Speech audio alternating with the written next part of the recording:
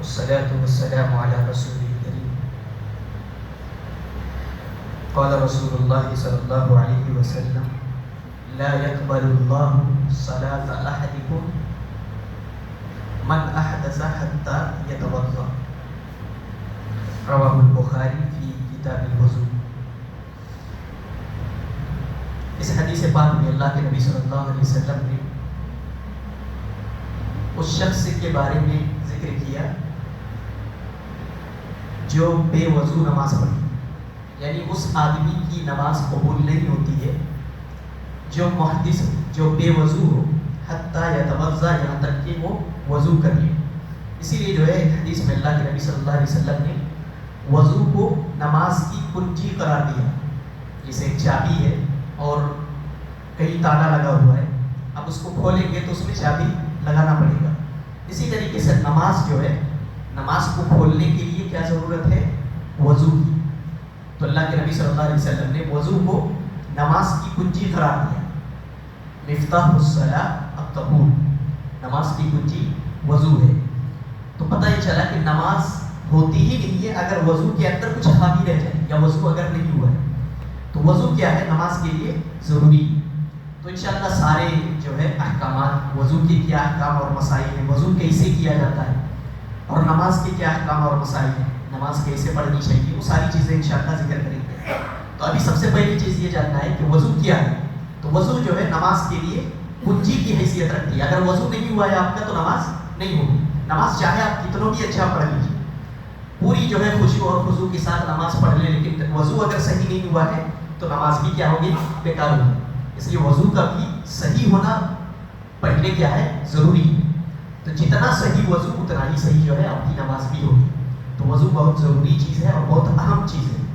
تو وضو کیسے کرنا ہے؟ سب سے پہلے اس کا حکم جانیں. حکم کیا ہے؟ وضو جو ہے نماز کے لیے ضروری ہے، واجب ہے. بغیر وضو کے نماز نہیں ہوتی. اگر وضو میں خالی رہیں گی تو نماز بھی جو ہے ایسے ہی ضائع اور بیکار ہوگی. اب اس کی فرضیت کا حکم صرف ایسا نہیں کہ حدیث سے، اللہ تبارک و تعالیٰ نے قرآن حکیم کے اندر بھی اس کی فرضیت بیان کی ہے. یہ اتنا اہم جو ہے فریضہ ہے. سورہ مائدہ کی آیت ہے، اللہ تبارک و تعالیٰ بیان فرماتا ہے: یا ایھا الذین آمنوا اذا قمتم، کہ ایمان والو جب نماز میں کھڑے ہو، فاغسلوا وجوہکم، تو کیا کرو؟ اپنے چہروں کو دھو لو. فاغسلوا وجوہکم وایدیکم، اور اپنے ہاتھوں کو بھی دھو لو. الی المرافق، کہاں تک؟ کوہنی تک. مرافق مرفق کی جمع ہے مرافق، یعنی کوہنیوں تک جو ہے اپنے ہاتھوں کو دھو. فاغسلوا وجوہکم وایدیکم الی المرافق وامسحوا برؤوسکم، اور اپنے سروں کا مسح کرو. یہ قرآن کی آیت ہے.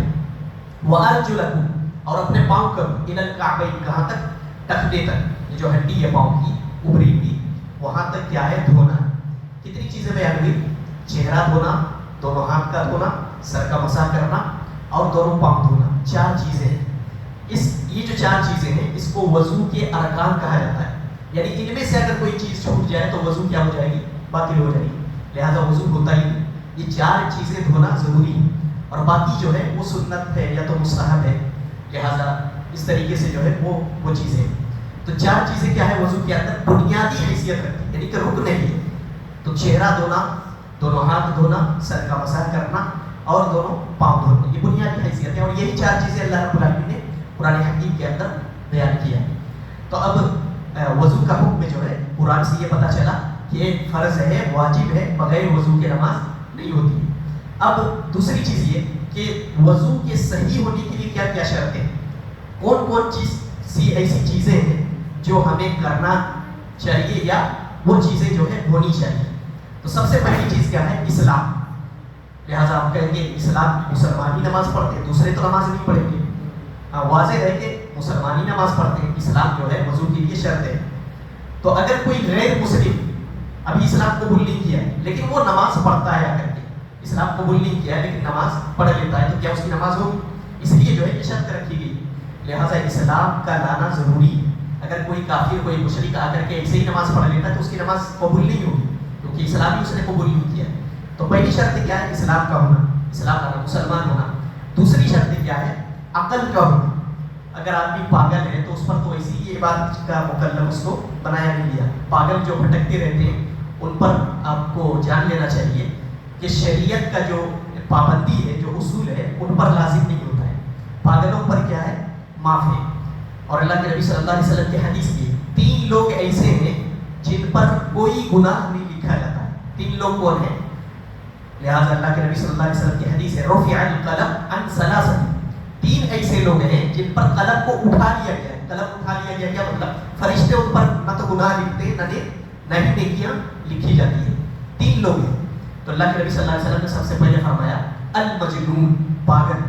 پاگل کا اس وقت تک جو ہے نہ تو نیکیاں لکھی جاتی ہے نہ تو گناہ لکھا جاتا ہے، کب تک؟ حتیٰ یفیق، یہاں تک کہ وہ اس کا عقل جو ہے ٹھیک ہو جائے، تو اس وقت تک اس پر جو ہے کوئی گناہ نہیں لکھا جاتا ہے، نہ تو نیکیاں لکھی جاتی ہے نہ ہی گناہ لکھا جاتا ہے۔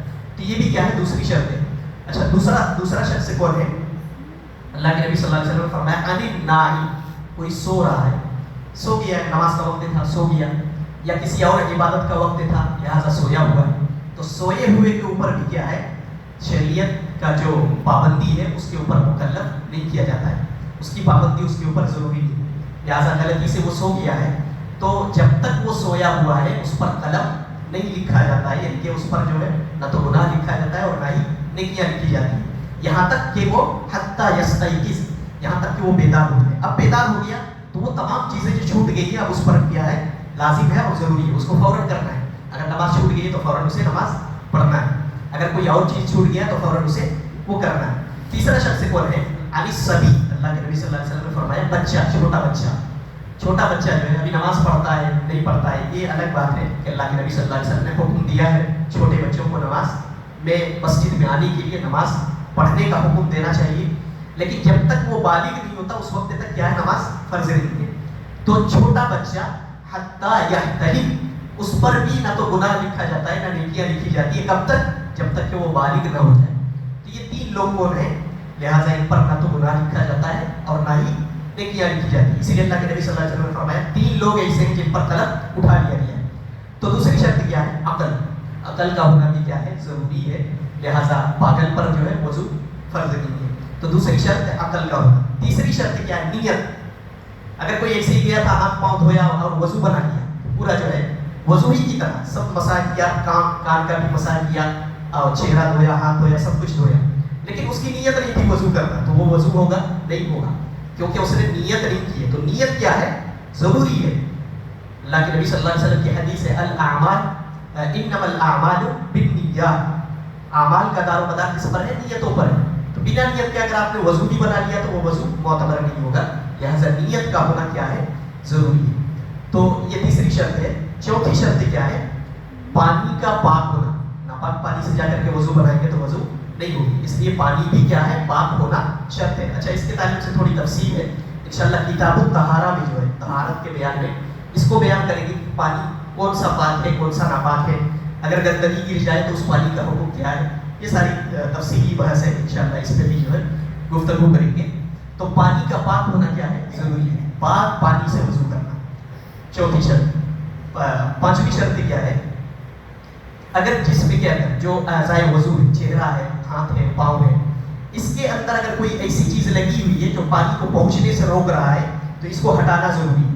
جیسے وہ سارے لوگ پینٹ کرتے ہیں مسجد میں یا کہیں اور، تو کیا ہوتا ہے اس میں لگا رہتا ہے، پینٹ کو وہ چھٹاتے نہیں ہے، ایسے ہی آ کر کے وضو کر لیتے ہیں، تو وضو نہیں ہوگا، اور وضو نہیں ہوئی تو نماز بھی نہیں۔ تو اس لیے ضروری ہے کہ پہلے اپنے ان اعضاء سے جہاں جہاں وضو دھونا ہے، وضو کا پانی جانا ہے، اس سے کیا کرنا ہے؟ ان چیزوں کو ہٹانا۔ ہاں جیسے لڑکیاں ہیں، عورتیں ہیں، وہ نیل پالش کا استعمال کرتی ہے، اس کو بھی کیا کرنا ہے؟ ہٹانا ہے۔ اگر لگا ہوا ہے ناخن کے اندر تو اس کو بلیڈ سے کھرچ کر کے ہٹانا ہے۔ کوئی بھی ایسی چیز، بعض لوگ جو ہے فیویکوک وغیرہ کا استعمال کرتے ہیں، وہ بھی ناخن وغیرہ میں لگ جاتا ہے یا چمڑی پہ لگ جاتا ہے، اس کو بھی کیا کرنا ہے؟ ہٹانا۔ ایک بال کے برابر بھی اگر خشک رہ جائے تو وضو نہیں ہوگا، اس لیے تمام چیزوں کو ہٹانا ضروری ہے۔ اور بعض لوگوں نے بیان کیا جو تیل وغیرہ لگاتے ہیں، بہت موٹا تیل، اس سے بھی کیا ہے؟ پانی اندر تک نہیں جاتا ہے، اس سے بھی کیا کرنا ہے؟ پرہیز کرنا ہے۔ ایسے ہی عورتیں جو ہے یہ یعنی کہ نقلی ناخن لگاتی ہے، اس طریقے سے لمبے لمبے جو ہے، اس سے بھی کیا ہے؟ ناخن کے اندر تک پانی نہیں پہنچتا ہے، اس کو بھی کیا کرنا ہے؟ ہٹانا ہے ایسے ناخن۔ یا اسی طریقے سے وہ عورتیں جو ہے وہ بھی استعمال کرتی ہیں، پلکیں لگاتی ہیں، رموش صناعیہ یعنی کہ مصنوعی پلکیں، تو اس میں بھی کیا ہے؟ چپکا ہوا رہتا ہے، وہ بھی اندر تک پانی نہیں پہنچتا ہے، تو اسے بھی کیا ہے؟ بعض علماء کہتے ہیں کہ نہیں، اس کے اندر ایسی مادہ رہتی ہے کہ پانی جو ہے پہنچ جاتا ہے، جذب ہو جاتا ہے. اور بات کرتے ہیں کہ پلاسٹک کی بنی رہتی تو وہ اندر تک نہیں پہنچتا, چپکا ہوا رہتا ہے. تو بہرحال وہ اس کی کنڈیشن کے اوپر ہے. تو ایسی تمام چیزیں جو پانی کو اندر تک پہنچنے سے روک رہی ہے اس کو کیا کرنا ہے, ہٹانا ہے, ان تمام چیزوں کو زائل کرنا ضروری ہے. یہ ہے پانچویں شرط وضو کے تعلق سے. تو یہ جو ہے آج کے انشاءاللہ آج جو بیان ہوا ہے اس میں صرف شروط کو ہی رکھتے ہیں. اس کے بعد جو ہے کیونکہ تفصیلی یہاں پہ جو ہے تفصیلی گفتگو کی جا رہی ہے تو ساری چیزیں جو ہے انشاءاللہ مفصلاً بیان کریں گے. تو جتنی چیزیں ابھی بیان ہوئی یہ وضو کے صحت شروط میں سے تھے, یعنی ان چیزوں کو پہلے آپ کلیئر کر لیجئے, اس کے بعد جو ہے وضو کیجیے, تبھی جو ہے آپ کا وضو معتبر ہوگا, صحیح ہوگا. کیونکہ وضو آپ کا صحیح ہے تو پھر نماز بھی صحیح ہے. تو یہ آج کا درس کا خلاصہ ہے. اللہ تبارک و تعالی ہم سب کو وضو اچھی طریقے سے کرنے اور اچھی طرح وضو بنا کر کے نماز پڑھنے کی